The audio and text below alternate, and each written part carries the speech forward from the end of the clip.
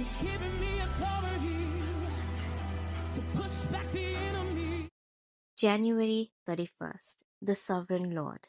The Spirit of the Sovereign Lord is on me, because the Lord has anointed me to proclaim good news to the poor. A speaker once asked an audience, what if your life, exactly as it is today, is God's perfect environment for shaping you into the person He wants you to be? This is certainly not the philosophy of our world, and it is certainly not a conclusion many of us would want to accept.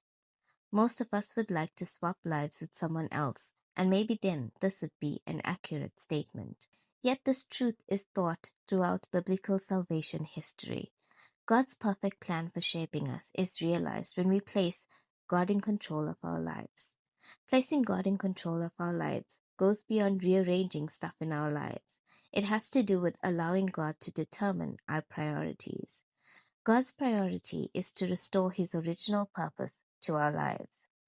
The context of this verse is that Israel was brokenhearted, enslaved, and grieving over the consequences of her sins.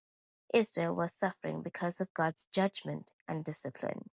In His mercy, He sent Isaiah on a mission of mercy with a message of good news to restore them to His purposes for their lives. Isaiah reveals the very heart of the message of God for every generation. He reveals the message of God as good news to the poor, downtrodden, to the brokenhearted and mournful. It is a message of freedom to those imprisoned by these difficulties.